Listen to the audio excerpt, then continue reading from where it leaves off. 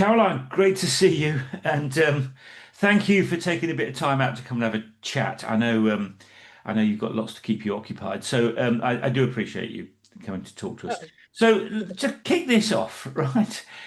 Your business, you're trying to completely disrupt the video industry, and you're kind of combining AI and human creativity to do that. I mean, that's going to be pretty scary for a lot of people in the industry who are think, this is because it's a lot of change happening. I mean, why are you doing that, and what impact do you think it's going to have? Um, I think um, I think that the traditional models of video production, film production, all of that aren't meeting the needs of where the market is. So something does need to change. It's been, there's a real debate in our industry about the impact AI has on the Hmm. craft and on people and replacing everybody and all of that. But I've always personally seen video as a combination of technology and that human Yeah. uh, emotion or story or whatever it is, and that hasn't changed really. The technology changes massively and dramatically and has over the years. Like when sound came in, that was the big high drama. When things went HD not that long ago, it was high drama, all going to look terrible. Everyone's going to be out of a job, and I think AI is the next evolution of that. And I think in our industry, people are either really leaning into it or they're really not. Yeah. And and certainly in the film industry, there's a lot of pushback against AI.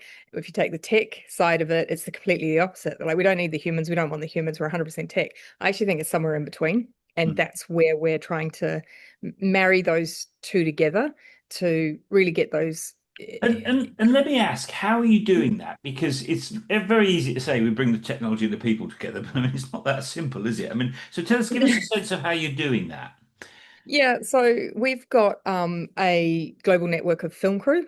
So we can film anywhere, anytime, whatever's needed, wherever it is. We've shot in the rainforest of Indonesia, the Simpson Desert, or an office in New York, um, and um, the we bring everything back. All of our workflows are heavily powered by massive technical infrastructure, but a whole lot of AI throughout the process to streamline all of that process. Yeah. And then when it gets to the creative process, at the moment, where a lot of the AI tools are, they are incredibly technical, can do incredible things. We still have incredibly creative, story-driven, really talented people, but with all of this technology around them, we can 10x, 100x their output, and then we can scale that output massively as So well. what you're really saying is that AI is a productivity tool. Is that what you're saying? It is it, it is. It's productivity, Mm. automation. We use it in our production workflows to create synthetic media and synthetic Mm. voiceovers and create music and all of those sorts of things. But trained on something, content that has been filmed specifically for a client, so that it is unique and that, it's not the generic stuff. And at the moment, we can extend clips and we can create bits of footage, and we can synthetically create the CEO's voice so that we can use that for voiceovers or fixing things up, things like that. Um, so it is used in the creative process as well, in ideation and things like that. But it's still, we the people we work with, the businesses we with are people, they're humans. Yeah. We're doing business with people, their audiences are people. And I don't think you can take that out of the process without getting something that's a bit too vanilla. So those moments of AI, and AI will miss them at the moment. This may change in the future at the rate things are going, but AI tends to miss the nuance or the little look to the camera that says a whole lot, that is so deeply human that it's very difficult to train. So that's where we can it comes up with some great ideas that the humans then kind of go, oh, actually, if we tweak that and do this, sort of this will kind of work. So at the moment, we're predominantly using it, yeah, for productivity and for scaling creativity rather than replacing the creative process completely. Yeah, yeah. Okay, I get that. And I mean, tell me, I mean, the industry that you're in is changing really quickly. I mean, a lot of industries are changing pretty quickly at the Yeah, moment, but the video industry, I mean, it's changing really fast, isn't it? I mean, how do yeah. you feel about, and I know you're trying to disrupt the sector, Mm. but how do you feel about being a CEO in such a fast-moving environment? Um, it depends on what day you ask me, or how tired I am. Sometimes, overarchingly, I love it. I actually really enjoy it. I love the technology. I love what the possibilities are that we don't even know. I think it's really, really cool. And I love that there are really interesting, amazing, talented people doing really cool stuff. And when you bring those people together, it Mm, creates some incredible things. And we can do that on a global scale now with, with all the technology. Some days when I've really been immersed in it, depending on where I am. So, if I'm over in San Francisco, it can feel like an absolute waterfall of overwhelm yeah, of yeah. of what it is and how do you sift through, where do you start, how do we incorporate all of these amazing things. It can feel like that, but I think I think it's exciting. There's a lot of people that think it's really, really doom and gloom. And yes, of course, there are dangers with it, and there's a whole bunch of stuff we don't know. It's massive unknown. But personally, I find it quite exciting, and I And, enjoy the discovery of it all. yeah, and what is it about your sort of mission, if you like, to disrupt the Mm. industry? I mean, what is it about that that motivates you? I mean, building a business like it's like a roller coaster, isn't it? I mean, there's good Yeah. days and there's not so good days. I Yeah. mean, what is it that motivates you to kind of bounce out of bed in the morning and get stuck in? Because it's not Um, easy. yeah, no, it's not easy. It's not easy at all. Mm, And ultimately, the thing that's really got me through, if I kind of look back or even look where we are, is people. It's no, people. And yes, we're very tech driven and AI driven and all that, but it's still the people. It's our team, it's our customers, it's our advisors, it's all of the support that we've had from lots of different places, and actually just reaching out to ask um, people. And the more I get out there and do that, the bigger things, the more it's almost like putting it out to the universe kind of thing. yeah. Opportunities just happen, things grow. Um, I think, oh, I've lost a train of thought. Well, let me ask you another question. Well, because I wanted to pick up something you just said there. So you talked about opportunities being out there, and that's Mm, absolutely true. That is thank you. absolutely true. But one of the challenges for the CEO is how to decide what you do and what you don't do. What does the business, where's the business going to focus? What are you going to Yeah, not do? I mean, how yeah, do you kind of, I mean, I conceptualize it as how do you find your way through the noise to work out, well, yeah, we're going to do these things because this is the way I'm yeah. going to build the business. I mean, how do you work out the How do you figure signal it and the out? noise, for want of a better way of Yeah, describing it? I think I've that's something I've learned the hard way through trial and Mm. error over the years. And I think as I kind of grew into the CEO role and as the business grew, and as I had a great team and I learned how to build a high performing team.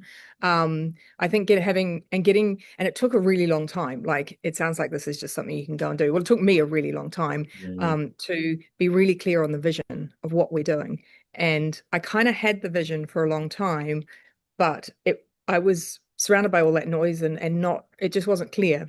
And it took a lot of work and a lot of help and a lot of questions and all sorts of stuff to actually for that vision to kind of come into focus. And once it did, it's not to say that, we've got the plan set, we know exactly what we're doing or how we're going to do it, but we know what that vision is. And from there, it became a whole lot easier. And it's still big, it still evolves. But overarchingly, we kind of you it then becomes a guiding light of, okay, we haven't got the team or the bandwidth, or that's not, yes, that could actually be really interesting, but maybe not right now because we're focused on this.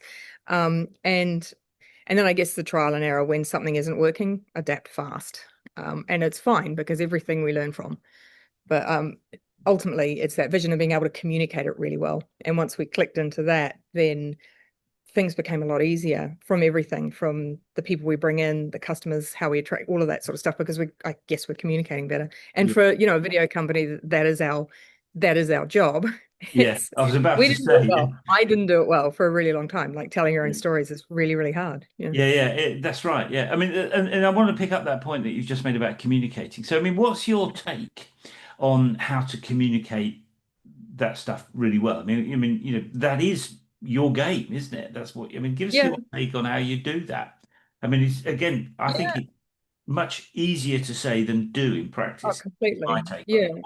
What's your take? Um, I think there, there's a whole lot of work behind it all, from everything from building our numbers and our forecasts and really going through the numbers of the business, the what may seem like the boring stuff, but the nuts and bolts of it. Mm, Um, Looking at the market, looking at competitors, looking at our team, like what do we want to do? All of those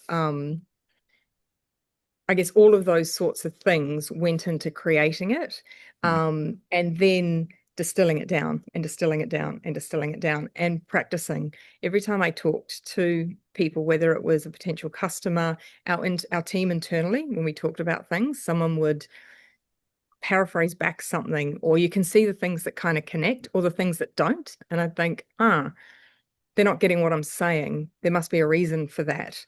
And mm. what is that? What are they not, what am I not communicating? And then I just sort of, kept trying. And I keep doing that kind of every day. We get better and better at it. Yeah. Um, I mean, it's but very interesting. You said a second ago that it's figuring out what works and what doesn't work and mm, stop doing the stuff that doesn't work. And the thing mm, about the connection thing is pretty important, isn't it? Because you can't actually predict what will connect with people until it connects with them, and then you think, okay, I get that. yeah, So you have that you have to do it, and there's always got to be an element of trial and error, I think. Yeah. Oh, massively. And asking as well. Yeah. You get asked to a certain point and you get a certain amount of information. It's not always the deep thing that is actually the thing that's going to connect. But, you kind of go through it and then something connects and we're like, oh, why is that? And it's usually something that is solving something that's actually quite deeply human. Uh, we Mm. might I don't know, when people talk about that they're not comfortable making a video. Oh, I haven't got time as a CEO. I haven't got the bandwidth. I don't actually know what my talking points are. And I don't know who to ask. What that really comes down to, probably more, if we're really honest with ourselves, is I don't want to feel vulnerable and say the wrong thing and look like an idiot on camera, really. So, you kind of hide behind those things. I've done it myself and I run a video company. Like, it's ridiculous. But trying to get through to those things which is what a lot of our team do in when we're telling brand stories. It's trying to get through that. It's the same process. I Yeah. guess I mean, that it's human. that human. It's that to come back Mm, to your earlier point. It's that kind of human bit, isn't it? mm, yeah. Technology will only take you so far. So Yeah. At the moment, so who let me knows what ask you about, you talked about your team. I mean, one of the things that I think is interesting is that as you grow a business globally, mm. internationally, it's really important for obvious reasons why you get the right team. You've got to get the right team on board, because if you don't get the right team on board, it's very difficult to make the kind of progress you want to make. I Oh mean, yeah. Yeah. what's your view about getting the right people on the bus, for want of a better way of describing It's absolutely critical. And again, that's something I learned the hard way. Having had to exit a co-founder, rebuild an executive team, and then rebuild an entire business because I didn't have it right. And I blew past all of the red flags when I knew it wasn't right, because I was focused on the mission rather than, what it? Yeah. what was actually what we were truly doing. But again, it comes back to, I think, kind of two things which sound really really cliche, but that vision and having clarity on that, because then you can attract the people that get it and want to be on that bus, Mm. and that becomes a whole lot easier, and then they add to it massively and you're like, oh, this is Which I, which I brilliant. Like that which I works. guess comes back to your point about being able to communicate that, because if you can't communicate Mm, it, they won't get it. no, yeah, that's true. That's Mm. actually, yeah, very very true. And I think that, and kind of being true to yourself, which I struggled with in some sense, like this, you could say values. I call it kind of the DNA of what the company is. And when you're starting from, just one person, it's inherently who you are, and you've got to feel comfortable with that. And it took me a little while, certainly, to drop down some of those barriers and kind of go, this is this is who I am, what we're doing, how we're doing it. These are the things that are really important on a on a human level on what we're trying to do. This is our personality as a company. Mm. And getting that was part of the rebuild process. And when I really went back to the basics, it was actually quite easy to do because I knew exactly what those things were. I just hadn't let myself maybe kind of go there with it. You still think, oh, I'm working with corporate companies. I need to be in this kind of professional environment. But I dropped all of that pretty quickly. And then everything started to flow. Yeah. And let me ask you about that. I mean, that Mm, phrase about the kind of DNA of the business, I think is a mm. really interesting way of describing it. What would you say has been the most important thing that you've learned as a leader in that context?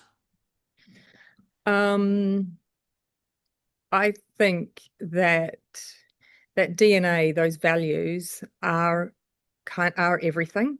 So we now hire for them, we fire for them, because you don't always get it right. But constantly communicating that and incorporating it into everything we all do.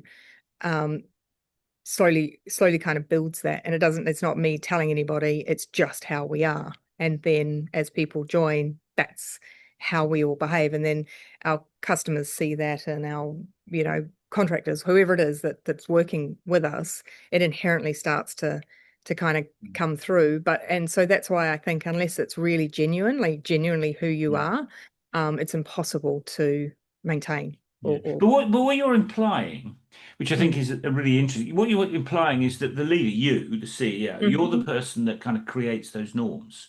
You Yeah, establish the way of the things yeah, being done. yeah. I mean, the other side to that coin, though, is how do you maximize the performance of the people that you bring in, who will have different views about stuff? I mean, that's an interesting kind I of dichotomy. I think we can certainly have different views, and we Yeah, love different views. We have a lot of debate about stuff because a problem, things go wrong, or wrong, whatever, something needs to be figured out. yeah, yeah, And we want the different views. But if we are all um we do still have, and I think our team does have the core sort of the similar core values, and yeah, that's just who we are in our natures. um it makes it a lot easier to have all of those differences in opinion, in the direction of things. I yeah, think ultimately the vision doesn't really change, and that core of our who we are doesn't change. Everything else does. It goes in a million different directions as we try different things. But keeping those two things has made it a whole lot easier to make decisions, to work out, work out everything. mm, Because one thing is, you would know as a CEO and an entrepreneur, you got to make a million different decisions yeah, a day. Got to yeah, be decisive, but yeah, adaptable at the same time. Um, so you can't spend a load of time thinking about things. And I think having those two things absolutely made everything flow, and everyone else kind of gets it. And, sometimes things go a little off course and we bring it back in, but it's easy to do that because we all kind of speak yeah. the same language, sort of Yeah, thing. yeah. And picking up that point, I mean, you've now got you've got a growing team. I mean, Mm. how do you then, as the CEO, how do you create an environment in which a culture, if you like, Yeah. that in which people can perform effectively? Because Yeah. you haven't got. I mean, if you haven't got thousands and thousands of people, you haven't got a lot of slack to. So you need Yeah. you need No, a right, high right. performing team. Yeah, How do you massively. create the culture that enables that to happen? I think it's hiring, having the right people, but I do think a massive part of it is trust, hugely. And I genuinely, I get it wrong, and when we get it wrong and it's the wrong person, and we make a decision pretty quickly, Hmm, because it's really obvious, and it's really obvious to everybody, and everybody knows what we're trying to protect and do. So there is it's not always easy, hmm. but um, oh, So we were just talking about the kind of how you create an environment in which people oh, can the team, yeah, perform. I'd say trust and getting out of their way. Yeah, Um, and I do tend to err on the side of optimism and positivity. And because I kind of think the alternative is just pretty painful, and I don't yeah, want to live in that space. yeah, And I do think I do kind of inherently think people are generally, majority of people are actually good and pretty cool and can do some amazing stuff. And if we have the right people, get out of their way, trust them and trust each other, and kind of have an environment where we're all going to mess things up all the time. Like we make mistakes. It's okay. It's just something that we all need to figure out. And having an environment where someone can go, hey, I need help. Can we stop? This is a major. Yeah. And everyone goes, all right, let's have a look at this. What are we going to do about this? Rather than, oh, well, you did that and you did this. Yeah. And creating that environment is really I mean, it's important. And then interesting. letting them get on with it. Yeah, I mean, it's interesting your point about creating an environment where people can ask for help because as Mm. problems get more complicated, you need help more Oh, often, don't you? Because yeah, one no single one person person's can't got do the it. answer. Yeah. Yeah, I don't have the answers. I think, No. oh, I don't Let, can't let speak me of that. let me come back to the kind of business building bit that we Mm. touched on. I mean, you talked about wanting to disrupt the market. I mean, in terms of a destination, in terms of where you want to get to, what does the disrupted market look like to you? I mean, what would if let's say in 5 years' time, you can say, well, we really disrupted the market. I mean, what does that look like for you? I think we want to build something really big and really global, and and really deliver for this market in a way that's not being Mm. done. And the traditional model, because the traditional models just aren't working. Like it is out. A lot of people hate me for saying that, but it's outdated. It's not working. It's slow moving. It's very localized. Like we can't keep saying, oh, but it's a craft. Yes, of course, but that's only gonna. It's not gonna. It's gonna not gonna be big enough, and it's not what the market needs. So ultimately, I want to build something that is truly global, truly massive, and the brands and content creators kind of all over the world are shifting to, I suppose. Makes it easy for them. Okay. And what would you say are the distinctive capabilities that you're developing that will enable that to happen? I mean, what is it that's special about your business compared to all the others that are out there? Because there's a lot of them. What is it Yeah. that will make your business special? Those distinctive capabilities that are just a bit different about what you do that will enable that to happen. I mean, what would those capabilities be? Yeah, I think that we're sort of a combination of the practical and the functional and the creative and the strategy, I suppose. So, Just a um, mix. yeah, and and the technology behind it. Mm. We've got massive film industry caliber technology because of the team that we've got that we're bringing into this world. Um, you combine that with the creative expertise and then scale it with technology and a platform of freelance film crew so that a client can build their stock library and their asset that then can be, you know, they can scale that using AI, repurposing. There's millions of different things they can do. That's their own unique asset. And I think combining all of those things together, it's quite a broad solution. And I think a lot of the solutions in the video world have been very narrow, particularly the AI Mm. ones. They Mm. are very narrow in what they solve, which just doesn't work with So something that you're is, talking about making a sort of a more comprehensive solution, offering a more comprehensive solution to yeah, people. Is that right? yeah, yeah. Yeah. It's a complete centralized end to end, done for me um, solution. Yeah, take the That, headache away. yeah, And what is it? I mean, I'm a great believer that a lot of competitive advantage is driven by relationships with customers. I mean, not in every setting, but in settings like this.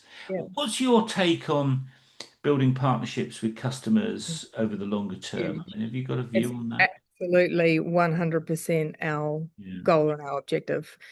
We've built this business on relationships entirely. And I could say that it's tech and all of these things because they're a massive part of it. But the tech comes from the relationship I have with the person that knows how to do that.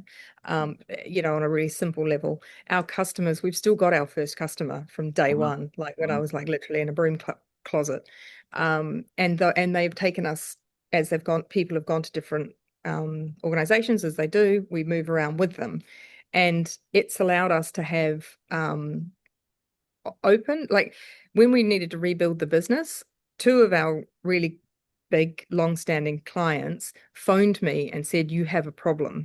We don't like this, this, and this. This is happening, and this is a problem." They didn't go anywhere else. They picked up the phone and told me. And I was like, "Okay, we're gonna solve this. We're gonna fix That's this." really Um, helpful to know when you got a yeah, problem. yeah. Yeah, it was massive. I mean, I kind of knew, and there was lots of other signs, and but that I was I'll always be truly grateful to those two Yeah. people that did that because it's changed our world completely. Yeah. Like the business is completely different. And let me pick up that point you've made about the relationship with customers. I mean, what is a great, I mean, other than telling you've done something wrong, I mean, What's the good side of that? the thing, what does a good customer look like to you? I mean, I take your point about they tell you when they're not happy about something. Yeah, That's all no, good. I know, which is But rather than going around. what are the other stuff? What's the other I stuff? think again it comes back to trust. They know that we're reliable. They know that we'll deliver.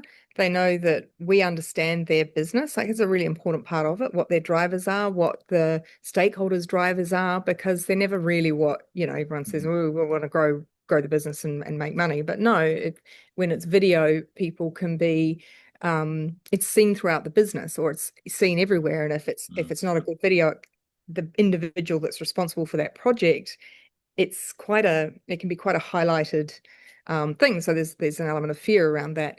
And I think making sure that we make them look good and that if they have a problem, we will help them solve it quietly if they need it mm, solved that way, um, is and delivering. Just we deliver. And if there is a problem, we're really honest about it with them, which can be really tough sometimes, but I think that again, I guess it comes back to trust and yeah. um, you know, And how do um, you go about building that trust? Because it's very easy to say, yeah, it's about trust. And I agree with you. I mean, I think you're mm, absolutely right. But it's one thing to say trust, it's another thing to build trust, isn't it? I do mean, it. do you have Yeah. a particular view on the best way to do that with customers? Um, I think it's partly communication, partly delivering. Like we do what we say we're going to do. Um, it's it's our internal, our client services with our operations team having that because sometimes there can be challenges because they've got ops would like things in a Mm, nice neat box and client services and salespeople and particularly just don't work that way. But having that all of that behind the scenes helps hugely. yeah, Um, yeah. yeah, Yeah, and so I think let me being just consistent, ongoing. Yeah, Mm. let me just challenge that a little bit because one of the things that interests me, I mean, the conventional wisdom is it's trust is really about doing what it says on the tin. You know, if you say you're going to do something, you get it done, and therefore people trust you. That's the kind of conventional Yeah. wisdom, right? And I totally get that. But what interests me about, and this is kind of going off piste a little bit, what interests me about people like Donald Trump, for Mm. example, and I don't want to get into American politics, but one of the things This took a turn. well, one of the things that's really interesting is he says stuff that is clearly not going to happen. You know, I'm going to build a wall and get the Mexicans to pay for it, right? I mean, it didn't happen. You know, I'm going to stop the Ukraine war on day one. I mean, it just didn't happen. It's still going on now, isn't it? But they still Mm. trust him. So the conventional Do they wisdom actually about trust him, though? Is that trust? well, I don't know. I was about to ask you. He seems to get, people are fanatically. I mean, I speak to a lot of Mm. people in the US. A lot of people are really keen Mm. on him. Mm. And this conventional wisdom of, people trust you because you do what you said you're going to do. That doesn't seem to bother him. What's your take on that angle?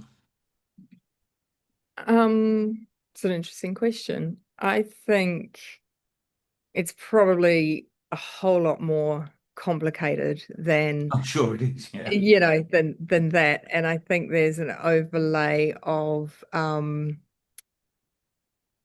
I actually honestly I don't know. People want to believe him, or Mm, there's they want a pushback on what was before. They were so unhappy with that anything they're pushing to the extreme to move away from that and it'll come back into the middle. I don't know.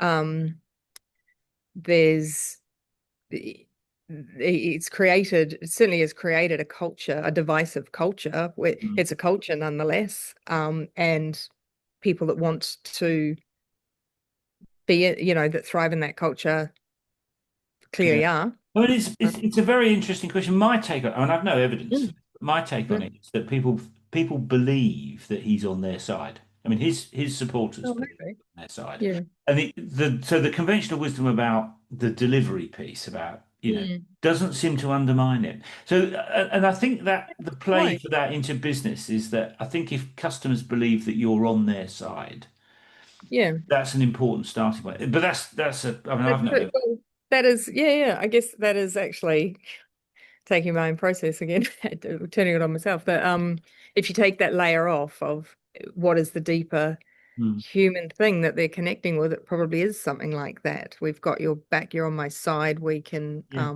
yeah. there's a safety there in being part of this, something Yeah. like that. Which is, Yeah. and if you can create that kind of culture, Mm. those relationships are pretty powerful, I would Mm. have thought. Well, certainly he demonstrates it. Yeah, Let me they are. ask But you again, about, it's the human, yeah, it's the yeah, human thing. yeah. I mean, let me ask you about markets. I mean, you're expanding globally. I mean, tell me about going into new jurisdictions, going into new markets. I mean, I speak to lots of CEOs, and you tend to get a variation of we do loads and loads of market research, we get boots on the ground, spend a load of money, going to America or whatever. And on the other hand, I get people saying to me, "Well, I just bumped into this customer who's based in the Ukraine, and so I thought I'll go and work in the Ukraine." I mean, Yeah. what's your take on the kind of Where is market over in entry Ukraine? process? We're probably, I mean, we're still a small business. We're in the early Yeah, stages of our journey. So, yeah, saying we're going global is very grandiose. We are, I think last time we spoke, maybe a month ago, I said we want to go into the US. We are now. yeah, We've yeah, got a massive we're there. It happened partly, but again, it's relationships. It was being over there. People that we knew. As I was talking about what we're doing with the business and the vision, we had a people, I was talking to people in a capital raise context, but the amount of people that went, actually, I know an organization that needs what you're doing. Let me introduce you. So well, through that process, we sort of ended up with customers. But majority of it is relationships. And then whilst we don't have offices, we're in Australia, so we're in the Asia Pacific region and we service Asia Pacific. And so we do have a local element of crew on the ground where they're needed because there is the cultural, you need to know local knowledge and nous and language or whatever it is. So that certainly helps. But we tend to be more on the side of let's get in there and do it and learn by doing rather than the yeah. the deep analysis. And I guess that my view is that's a personality thing, really. I mean, I'm one of those Yeah, people who likes to learn from doing, and I'm not frightened of yeah, making mistakes. I yeah. see a lot of other people that want to do acres of market research and before Mm. making any decisions, and I think it's a Mm. personality thing. It seems to Yeah, me it's about risk. yeah, Uh, but yeah, but probably is. equally, both strategies can work, They do, yeah. and both strategies And I can think go wrong as well. yeah, yeah, absolutely. And I think as we get bigger and bigger as an organization and a business, you've got more to risk. And you do need that layer of data and Yeah, we're seeing it more and more now. We do rely on a lot of data. um we and it is a deep part of what we do. We don't spend, we'll get more data quicker doing it than yeah, looking over sort of yeah. historicals because things are moving really fast at this stage for us. Yeah, Mm. yeah, no, absolutely. Um, and I guess as you grow, one of the issues is that you don't want to kind of create a culture that is very risk averse because ultimately you No. won't change otherwise, really, and adapt. So, Yeah, which is a yeah. difficult challenge in and of itself. Let me ask you about the kind of cultural stuff. I mean, doing business in Singapore, very different from doing business in Melbourne, for Yeah, instance. I yeah. mean, what's your take on the kind of managing the kind of local, kind of cultural nuances? Um, I mean, what's your take? yeah, I think there's a couple of things. I think part of it, again, it comes to the people. I grew up in Asia and have traveled the world and lived in a lot of different places. So it doesn't, I'm not intimidated. Yeah, And you can have conversations. A lot of our team would come out of the film industry where we've been localizing feature content for a lot of these markets. So there's a lot of knowledge that people have um, there. So it's not we're not we kind of understand it and we don't find it intimidating. It's not to say we get it right all the time, but mm, again, it's conversations and relationships and understanding what the actual drivers are for what the outcomes that you're trying to achieve in the markets. And we don't go screaming and all singing or dancing, going, "Hey, we're your film, start working with us." We usually start servicing a customer and then build from there as we Yeah. learn and understand them, and it kind of grows organically. Yeah. And to come back to your point, to the conversation we had a second ago about risk, I mean, that's a very good way of de-risking, isn't it? You Mm, learn about the environment before you make massive commitments. Seems to me yeah. like a sensible way. Yeah, and we're geared up. Our whole industry is really geared up to work remotely. It's not anything particularly new, and with the technology these days, it's really easy. So it's not like you have to put. We have to hire people. We have a lot of freelance people. It's Mm. really easy to get on a plane and go and see a customer if we need to build those relationships. At the size that we're at now, Yeah. that will probably change in time. Yeah. Mm, And let me ask you about the things that you've learned on the journey. mm, Managing a remote team, I mean, mm. that always strikes me as quite a challenge when you've got people in all sorts of different places, all sorts of different time Yeah. zones, working in Mm. cultures. I mean, what would you say is the most important thing you've learned about managing a remote team in the way that you have to? Um, I think that's probably a good question for my COO. He's exceptionally good at doing that and is the one who predominantly does that because he's got a lot of experience. Um, but we have people in all parts of the world that we've worked with for a long time, Yeah. and you kind of get to know them. And I think it's probably again comes back to the same thing. It's kind of that communication and the trust that you've built over time, and the learnings that you've kind of got together, really. So Yeah. whether that's actually truly scalable, I don't know. But and I mean, also I think the sector that we're in, video production, so most of our film crew are decentralized and they can be everywhere. Um, it is there's a lot that does translate across yeah. cultures. The technical side of it is the same. And when technical people are talking to each other trying to figure out something, it doesn't matter Yeah. where they are. Um, so that bit of it isn't as challenging as probably the actual content itself Yeah. bit is. I guess the thing that I always find it interesting about that is that different cultures have a different approach to problem solving. I mean, Mm, different cultures are more, some cultures are much more open to talk about things that are problematic than other cultures. I mean, some mm. places don't want to. That Yeah. Yeah. you get a sense sometimes that they always pretend things are always Yeah. perfect because Yeah. they of how they want to be perceived. Yeah. And that Yeah. can make problem solving problematic was the Hard. thing. Yeah. Yeah. I mean, whereas countries like the UK, Australia, where people tend to be fairly open about problems Mm, and able yeah. to say, well, I've got a problem, I need help. But not every culture's like that. True. There's and it may become more of a problem as we get bigger Mm. and build out offices wherever we need. At the moment, it's we're servicing Asia Pac from Australia Mm. with customers that have footprints there. Yeah. So a lot of it is sort of multiple locations all in together. I think from our team's point of view, those situations come up quite quite often, and I think it's just I mean, our approach to it really is just consistency and asking questions and actually saying the thing that Mm. people don't want to necessarily say in when we're trying to deliver for a client. Obviously, with a client, there's an element of reading between the lines, and again, that comes back to the people that we've got in our client services team that kind of understand that and understand the um, whichever country that they're dealing with, Yeah. I I suppose. guess what you're saying is that it's not a problem now, but it could become a problem when you get completely globalized.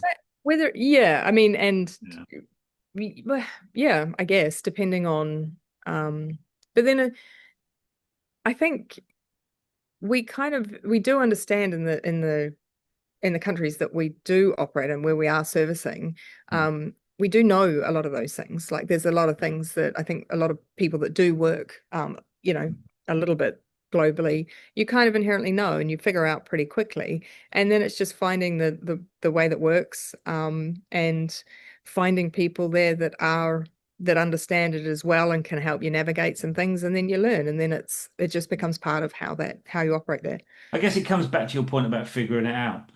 Mm, yeah, Yeah, which is kind of a bit of an ongoing journey, isn't it, really? Let me yeah. ask you about the downside. I mean, tell us about the biggest mistake that you've ever made, and more importantly, what did you learn from it? I think it's a mistake. There's been so many of them. Um, I think the biggest mistake was I think having the wrong people in the business and ignoring the red flags because I for misguided reasons. I thought I needed them or I was busy. I wasn't. I didn't. I kind of ignored or didn't look at a whole bunch of stuff that was probably really difficult. Because I kind of thought, oh, well, that's going to destroy what we're doing, but that Mm, needed to happen. And mm, I think ignoring those, and that went on for 18 months, 2 years longer than it should have. mm, I think in that process. Um, so I think being not shying away from the really difficult things. And also, and I learned on the other side of it, like that whole period was tough. It was really tough because you can't take away the emotional element mm, and the stress and the impact it has on other people in that I care about in our team. Um, but I came out the other side of it way better. And there's mm, certain things I would never do again. It was, you really do. I always say things move from like your head to your body, if that kind of makes mm, sense. There was things that I knew in my head rationally. Those things I now know viscerally. And, it I'd never say never because I'll make a whole bunch of more mistakes and I'll have more things that I'll that I'll learn that way. But I think it's that in hindsight, they're probably some of the best things yeah, that have happened. yeah. They're Um, the most powerful lessons, aren't they? Often. yeah, yeah, they really are. Yeah. Mm. Let And me just explore that a little bit further. Muhammad Ali famously said, you don't lose by being knocked over. You lose by or knocked down. You lose by staying down. I mean, you had to completely yeah, rebuild the business, didn't you? I mean, tell us about that I like that. experience of Yeah, I that. like that Presumably, you saying. weren't knocked down forever. No, and that was definitely like I can remember how I thought at the time. I wasn't going to be. There is this is part of what the entrepreneurs like. It's hardwired. It's inbuilt in a lot of us. Yeah. That that was not going to happen. So, it was it was hard, but I found some incredible mentors and people that helped me a lot that had been through it before. And once I started talking to people, and they could be everything from, my accountant was amazingly helpful and he was on my side. Like back to your point Mm, about that, he really was because he knew the business through the numbers.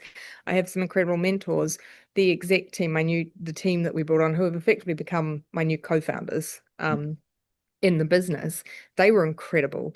And the more open I was when I really kind of went, okay, this is where we're at, and let people in basically. And everything, and we can fix everything. And everyone just kind of mm, got to work. And it was kind of amazing. And um I think there was a real vulnerability that I'd not allowed myself which to have, but I didn't have a choice. It was like do or die kind of thing, and I had to, and I was forced to, and it was the best thing ever, and it changed my whole approach to things. I think I dropped a whole lot of stuff that was probably holding me back as well. yeah. I mean, it's funny how those things change the way you do Yeah. things, isn't it? Really? Mm. Let me ask you about the other side to the coin. I mean, the business is growing. It's very successful. Yeah. I know you've got huge ambitions to make it massively. We do like massive ambitions, but I hey. could I know another megalomaniac when I meet one. Yeah, But tell me, what wonderful. is it that you attribute that success to? I mean, just give us a sense of the other side to the coin. You've talked a lot about things going wrong and learning from it. What do you attribute Yeah. your success to? I think our it's collective, but I think the figuring it out, I think people hugely. Mm, Um and I think I'd have an inbuilt drive that um And I think kind of the joy in when we get it right, Yeah. there is it's a real high. And sharing that with other people, now that we have a team and we can see all of the hard work, when we have the wins, we've had some really big wins in the last 3 or 4 weeks. Um, it's incredibly motivating for Mm. everybody. Mm. Like you can sort of see it growing, I suppose, and see everything coming to fruition. Um, I think, but again, this is pretty much the theme that's through this. It is the relationships and the Yeah. people that have Yeah. I think a lot of entrepreneurs would probably agree with that. mm, Let me ask about, I mean, you touched on some big wins. I mean, when you look back over the last few years, what are the achievements that you're most proud of? um that I'm most proud of. I think building the team that we have now. Mm. I love it. I really enjoy Mm. watching how everyone works together. And I'm now a bit more out of the business because we're raising money. I'm in and out of the US and not as in it as I Mm. was, and everything goes really well. Um, I think um, the I find when we set our, we know what we want to do, we know what our kind of milestones are. They happen a lot, um, more and more. They're happening a lot quicker, I think, Right. because everybody gets it, and it's again things where when you're onto something and it's kind of in flow, um the things really start to happen. We can feel that kind of groundswell. Someone in the office was saying it's like we're sitting on the rocket ship and you can feel Mm. the shaking starting to happen Is and the it smoke's taking coming off? out. Yeah. Yeah, I was like, oh, it's the creatives, they love an analogy or an emoji. um Yeah. but I think it's that. And as you're probably the same, we're always so used to looking ahead and thinking it needs to be bigger. We want to do more. We don't like we're not where we should be, and all of those sorts of things. And I have a friend that often, whenever I catch up with her for lunch, she's like, just look back a month, look back 6 months, look back a year at what you guys have done and what you've done. It's worlds apart. And when I do that to reflect on it, I'm like, oh wow, yeah, we've kind of come a long way. Yeah. Mm. Yeah. And it's a good feeling, isn't it? It is, yeah. Yeah. And then, something will come out of left field and we'll be smacked on the mat again, but that's all right.